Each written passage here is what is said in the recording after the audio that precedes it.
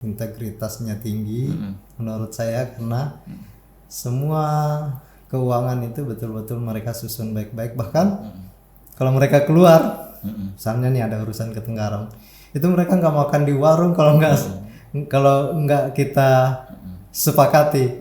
Makan dong, masa nggak makan gitu.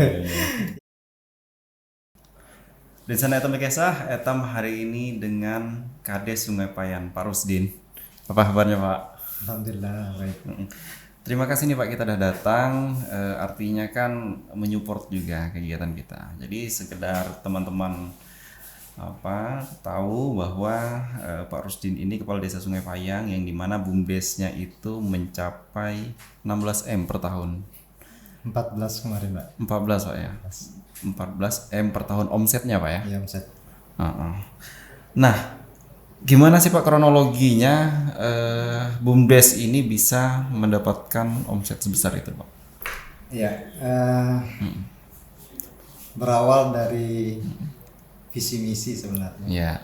Visi misi kemudian menjadi visi misi desa, yang akhirnya kami nyusun bersama dengan semua kelembagaan yang ada di desa. Ya. Kemudian RPJMDes tersebut difinalisasi itu di Bapeda. Yang akhirnya Bapeda yang mengundang para perusahaan-perusahaan yang ada di lingkaran wilayah administrasi Desa Sungai Payang untuk membagi cerita terkait keluhan Sungai Payang. Ya. Curhat dulu Pak ya. Iya, yang akhirnya direspon baik. Bersamaan dengan itu, semua kelembagaan di Desa Sungai Payang juga sama keinginannya. Jadi di tahun 2016 kan kita terpilih, dan di tahun yang sama ada perubahan APBDes, kita sertakan penyertaan modal itu 300 juta ke BUMDes. 2016 awal itu Pak ya? Sebenarnya sih menjelang akhir, cuma kebetulan waktu itu ada instruksi terkait perubahan APBDes. Ya. Nah kemudian di tahun 2017 kita sertakan lagi 300. Waktu itu pada saat verifikasi dokumen di DPMD waktu itu masih Papemas ya namanya. Ya. Kita sempat ditolak Ya. karena menurut mereka uang segede ini bisa enggak BUMDes ngelola. Cuma dengan peluang yang ada dan perusahaan juga membuka diri untuk kerjasama dengan BUMDes, ya kita menjamin waktu itu. Dari saya menghadap langsung Pak Yan, kebetulan Pak Yan tim verifikasinya, sama siapa satu, saya lupa namanya. Ya. Intinya orang DPMD ya, lah. DPMD. Kita jamin akhirnya oke. Kita tetap teruskan katanya. Berawal dari penyertaan modal dari DD itu 300 juta Pak ya? 600 juta kan 600 sudah. juta. Di tahun 2017 akhir itu keuntungan kita masih sangat kecil, 140-an. Oke. 140 juta. Kemudian di tahun 2018 naik sedikit menjadi 300 juta lebih. Selanjutnya tahun berikutnya 2019 ya. Ya, 2019. Itu 600 juta 2020. Hingga meningkat terus. Transaksinya juga demikian juga, usaha-usaha itu semakin banyak. Saat ini walaupun modalnya dianggap sudah lumayan banyak, tetapi jika dibandingkan dengan usaha yang dimiliki oleh BUMDes itu masih sangat kekurangan modal. Karena khusus catering aja kami harus menyiapkan uang itu 600 sampai 700 juta per bulan. Ya. Karena kami gantung sebulan oleh perusahaan. Yang sebenarnya transaksinya sih ya sekitar 300-400 juta tergantung momennya. Ya. Kan kalau pada saat pemeriksaan kesehatan, nah itu agak banyak kos yang harus kita keluarkan. Belum lagi gaji karyawan, terus bahan yang harus kita belanjakan. Ada juga pengelolaan food court juga alhamdulillah di salah satu perusahaan. Dulu nama perusahaan PPA, sekarang berubah menjadi AMM. Kemudian ada housekeeping, ada laundry, dan penyediaan air minum. Kemudian di perusahaan PT Niaga Mas Gemilang itu Niaga Mas ini sawit Pak ya? sawit. Kita mengelola 3.000 hektar lebih untuk pengangkutan buah. Wow. Nah itu juga fantastis. Alhamdulillah walaupun keuntungannya itu hanya Rp6 per kilo, tapi karena dikali banyak, ya keuntungannya ringsnya 30-40 juta per bulan. Alhamdulillah. Demikian juga pengangkutan CPO.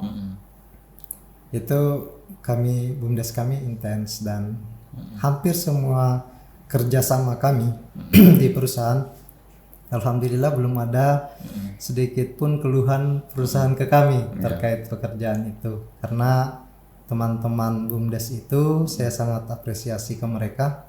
Mereka betul-betul bekerja dengan ikhlas, integritasnya tinggi menurut saya, karena semua keuangan itu betul-betul mereka susun baik-baik. Bahkan kalau mereka keluar, misalnya nih ada urusan ke Tenggarong, itu mereka nggak makan di warung kalau nggak kita sepakati.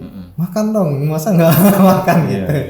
Ya jadi integritas dan kejujuran itu yang penting menurut saya, dan sinergisitas antara semua lembaga yang ada di desa. Artinya kita menekankan pada profesionalitas teman-teman BUMDes Pak ya?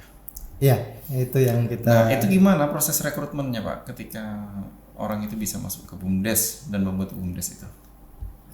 Sebenarnya di desa itu sederhana aja rekrutmennya, karena mulai hulu sampai hilir bunyi bahasa orang kota juga pasti Atam sudah mengerti karakter orang itu. Atam udah paham si A ini karakternya gini, si B ini begini. Jadi lebih mudah rasanya. Jadi nggak ada standar khusus harus sarjana misalnya, tapi kita lihat mulai halus lah. Di Sungai Payang itu kelihatan anaknya mana sih yang bekerja keras, mana sih yang punya integritas, yang punya jiwa membangun, mana itu kelihatan sudah. Jadi sederhana kalau di desa. Jadi rata-rata orang di situ kerja di BUMDes. Iya, saat ini karyawan BUMDes itu khusus Sungai Payang kalau nggak salah 156 orang. Kalau jumlah karyawan semuanya 230 kurang lebih. Artinya mayoritas masuk ke BUMDes itu Pak ya, bekerja di sana. Iya, karyawan BUMDes. Jadi selain itu mendapat PADes Pak ya, BUMDes kita ini menghasilkan PADes, itu juga memberdayakan masyarakat lokal. Iya, karena prinsip kita, dan memang saya pikir prinsip BUMDes itu sama. Kita tidak hanya mengejar benefit, keuntungan, profit, tetapi bagaimana benefitnya kita seimbangkan dengan profitnya. Jadi mudah-mudahan terus berjalan demikian, karena keinginan awal, cita-cita awal kita bagaimana masyarakat itu juga bisa bekerja sifatnya seperti membangun desa tapi menghasilkan diri sendirinya untuk dia juga. Supaya bisa berkelanjutan Pak ya? Iya, berkelanjutan. Tahun 2021 itu tadi Pak, pendapatan kita sekitar 14 miliar ya? Omsetnya 14 miliar, dan juga untuk desa sekitar 1 miliaran Pak ya? Penghasilan bersihnya. Terus itu dibagi ke beberapa kegiatan. Di antaranya ada desa, kemudian penambahan modal, PAD desa, operasional teman-teman di BUMDes. Nah, itu yang kemudian dikategorikan gaji mereka. Kemudian sosial dan pendidikan. Kenapa harus BUMDes Pak? Kenapa misalkan nih kalau kita jadi kepala desa ya kan, saya bikin perusahaan, saya koordinasi dengan perusahaan sekitar swasta yang besar ya kan, terus saya dapat pekerjaan di situ secara personal ya kan. Nah, kenapa harus BUMDes? Terima kasih. Jadi Ya, sebenarnya tuh hasil diskusi kita dengan semua lembaga yang ada. Ya. Kenapa harus BUMDes? Kalau kepala desa sih pengennya kepala desanya. Tapi kan tidak seperti itu ketika kita berorganisasi. Ya. Karena lahirnya Undang-Undang Desa Nomor 6 Tahun 2014 ya. Itu mengamanatkan kepada desa bahwa satu-satunya usaha yang desa bisa kelola itu di BUMDes. Desa itu nggak bisa berusaha lain. Ya. Makanya kalau kami memahaminya semua usaha harus ke BUMDes. Dan terbukti sekarang ini dulu itu kan ada usaha kecil-kecilan yang dikelola oleh di luar BUMDes. Itu sekarang dikembalikan ke BUMDes yang lola. Walaupun pengelolanya tetap mereka yang mengelola, tetapi pertanggungjawabannya sudah di bawah naungan BUMDes. Enggak Pak, kan Bapak bisa saja nih, seorang kepala desa kan punya kekuatan nih, ya kan, terpilih dan segala macam, bisa aja kan diam-diam, misalkan bikin perusahaan sendiri, kerja sendiri dan segala macam, bisa bekerja sama dengan. Kenapa memilih BUMDes ini? Ya, itu yang saya katakan tadi. Sebenarnya ya, yang pertama memang saya menjunjung tinggi semua pendapat teman-teman dan kita memang mencoba membangun demokrasi di desa itu demokrasi yang sehat. Nah, kalau kepala desa bermain-main konsekuensinya kan besar. Ya. Dan sebenarnya kalau pengen berbisnis secara pribadi, berarti kita sebenarnya tidak memimpin organisasi. Mending kita menjadi pengusaha aja. Karena kita memimpin organisasi besar, terbesar lah di tingkat desa, tertinggi di tingkat desa, maka menurut saya harus usaha itu dibawa ke yang ranah yang sebenarnya. Nah, itu yang kami yakini. Jadi saya insya Allah dijaga oleh Allah Subhanahu Wa Taala untuk tidak mengedepankan kepentingan pribadi saya, keinginan bisnis pribadi saya. Tetapi saya berpikir lebih baik saya mendapatkan sesuatu hal itu sesuai dengan aturannya, itu lebih halal bagi saya dan keluarga saya dibanding saya mendapatkan sesuatu dengan cara yang ya misalnya berbisnis sendiri, ya mungkin sah aja, tapi ya susah dipertanggungjawabkan. Jadi lebih pada pemisahan antara urusan pribadi dan juga urusan yang lebih universal, yang urusan organisasi tadi kata kita di pemerintah desa. Selanjutnya Pak, terkait mengenai masalah desa Sungai Payang saat ini Pak, apa yang menjadi aspirasi kepala desa nih, ya kan? Ya, keinginan besar kita bagaimana kita membangun desa. Yang pertama punya sinergisitas antara kita dengan semua lembaga, tentu melibatkan masyarakat karena membangun desa kalau tidak didukung oleh masyarakat tidak akan mungkin bisa berhasil. Nah, yang kedua dengan melibatkan masyarakat, kita di desa itu sama-sama betul-betul mewujudkan desa itu bersih, kemudian perekonomiannya bagus. Ya, walaupun perekonomian tingkat desa itu jika dibandingkan dengan kota kan jauh. Paling tidak ya masyarakat desa sudah tidak sama dulu. Dulu kan masih agak susah mencari pekerjaan. Nah, sekarang ini sedikit demi sedikit kita akomodir keinginan mereka bekerja di BUMDes dengan mengedepankan ya nilai-nilai kejujurannya, integritasnya, dan membangun bersama desa. Karena betul kata Mas tadi, BUMDes ini adalah lembaga yang betul-betul bisa memberikan kemandirian jika dikelola dengan baik, kemandirian desa. Karena kalau BUMDesnya bagus, insya Allah PAD-nya akan bagus, masyarakatnya bisa bekerja, betul-betul kemandirian ekonomi desa itu bisa terwujud. Dan desa tidak menjerit ketika ada acara. Sekarang ini di Sungai Payang beda dengan dulu. Kalau dulu kita bikin acara, ya kita pusing mau minta sumbangan kemana. Kalau sekarang alhamdulillah bisa disupport sama BUMDes. sekedar diketahui kemarin bahkan perbaikan jembatan kan hampir runtuh tuh. BUMDes kami menyumbang 70 juta dari PAD-nya dia. Ini luar biasa. Mungkin belum ada BUMDes di Kalimantan Timur yang bisa menyumbangkan uang segede itu. Bagi saya sangat gede itu, sangat besar. Terus Pak, apa saja nih yang kira-kira yang menjadi program kita nih Pak ya, program Pak Rusdin kan, yang belum terrealisasi? Saya ini di akhir jabatan saya dan saya pikir kalau tuntas RPJMdes saya 6 tahun itu tidak mungkin tuntas. Karena ada beberapa jalan yang belum diaspal, itu kan bagian dari program utama dulu. Tetapi kalau berbicara seberapa persen, mungkin di angka 75% sampai 80%, keinginan kita yang tertuang di dalam RPJMdes itu terwujud. Jadi program apa kira-kira yang belum terrealisasi dan ingin Bapak realisasikan lah di akhir-akhir ini kan? Infrastruktur. Infrastruktur itu tadi ya? Infrastruktur ini memang penting karena kata orang juga infrastruktur ini apalagi jalan itu urat nadi perekonomian. Nah, beberapa segmen-segmen jalan di Sungai Payang bahkan antara sungai menuju Sungai Payang itu kan rusak.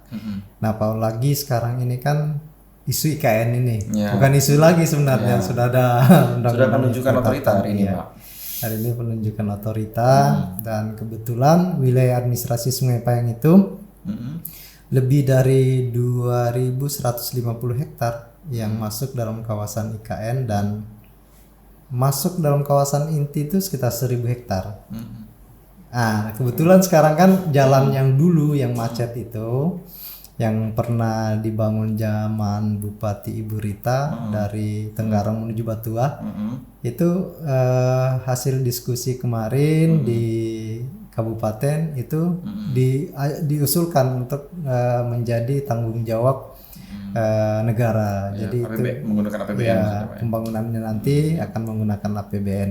Kan tidak jauh dari situ menuju Sungai Payang kemudian masuk ke dalam IKN. Nah, harapan kami ini di luar dari konteks RPJMdes atau target pembangunan dari awal, tetapi ini sesuai dengan momentumnya momentumnya IKN ini. Nah, harapan kami mudah-mudahan jalan utamanya nanti itu melewati Sungai Payang, desa Sungai Payang menuju ke ibu kota negara Republik Indonesia yang namanya Nusantara. Karena sangat dekat sebenarnya. Dari rumah saya ke batas IKN itu cuma 3 kilo. Sangat dekat. Ya, dia apa kalinya teman? Ini sama ke IKN. Iya. Iya, Pak. Oke. Nah, terus Pak, bagaimana peran pemerintah Pak menurut kita saat ini di dalam kita menjalankan roda kepemerintahan di desa Pak ya? Peran pemerintah daerah lah khususnya Pak. Ya, alhamdulillah sih sebenarnya menurut saya bagus aja. Cuma saja pada saat kita terpilih itu saya terpilih menjadi kepala desa itu, waktu itu banyak sekali proyek di Kabupaten Kutai Kartanegara yang tertunda pembayarannya. Di tahun 2017 sampai 18 itu Kukar baru bisa melunasi utang-utangnya kepada pemegang proyek-proyek besar itu. Musim defisit itu ya? Defisit. Yang akhirnya saya beberapa kali curhat juga tidak bisa diwujudkan ke Sungai Payang karena ternyata beban Kukar itu besar. Kalau hubungan komunikasi, sinkronisasi, ya alhamdulillah baik. Yang belum selesai persoalan itu kemudian muncul COVID. Yang memaksa pemerintah daerah bahkan desa untuk mengalokasikan anggarannya, mengintervensi semua program terkait dengan COVID, seperti BLT, kemudian ada sembako, kemudian bagaimana menangani gejala COVID, warga kita yang terkena gejala COVID itu, kita kan diwajibkan membuat rumah COVID dan sebagainya, itu kan bagian dari intervensi. Demikian juga anggaran yang tadinya di Sungai Payang itu ada dapat DAK 30M. Itu tiba-tiba nggak bisa karena dialihkan ke penanganan COVID. Karena kondisi Iya, darurat ini, kondisi Pak, ya? darurat. Jadi di masa pemerintahan saya di kepala desa itu memang tantangannya tidak semulus sebelumnya, yang akhirnya juga pembangunan infrastruktur di desa kami itu tidak tuntas. Saya sebenarnya sampai hati nggak tanya tadi Pak, kenapa 25% program kita ini belum terrealisasi? Oh, ternyata problemnya adalah COVID-19 Pak ya, yang memang semua orang sih, bahkan swasta sendiri Pak itu juga berpengaruh di situ, tidak hanya desa Pak. Oke deh Pak, apa yang ingin Bapak sampaikan kepada masyarakat Bapak nih yang nonton Begesah kan? Ya. Ya, kepada masyarakat desa Sungai Payang, saya mengajak kepada etam seberataan semuanya tetap semangat membangun desa, tetap hidupkan gotong royong, dan kepada ibu-ibu untuk tetap memberikan pendidikan kepada anaknya, memperhatikan anak kepada semua lembaga lah, khususnya di 1000 hari pertama kehidupan itu penting, karena 1000 hari pertama kehidupan itu menentukan masa depan anaknya, generasi desa Sungai Payang ke depan. Anaknya bisa cerdas, bisa intelektualnya bagus, bisa pertumbuhannya bagus jika diperhatikan di 1000 hari pertama kehidupan. Dan demikian juga anak-anak, agar anak-anak SD, SMP maupun SMA terus diedukasi bagaimana memperhatikan lingkungannya, sampahnya jangan dibuang sembarangan, dan demikian pula merusak lingkungan dan merusak diri dengan narkoba dan lain sebagainya, supaya terus diberikan pengawasan. Terakhir Pak, pada pemerintah nih, apa yang ingin Anda sampaikan? Iya kan? Apa ya? Ya, kepada pemerintah Kabupaten Kutai Kartanegara khususnya, kami menyampaikan yang pertama terima kasih banyak karena telah memberikan perhatian dan berupa wujud pembangunan aspal, beberapa tempat sudah diaspal dan beberapa kegiatan BUMDes juga disupport oleh pemerintahan Kabupaten Kutai Kartanegara. Terima kasih yang sebesar-besarnya. Dan yang kedua, tetap semangat membangun Gokar lah, gitu aja.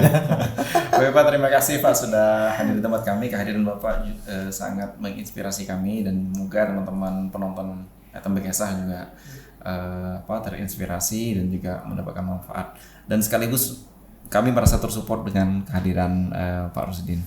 Terima kasih Pak ya. Terima kasih, Oke. sama-sama. See you semuanya. Ya.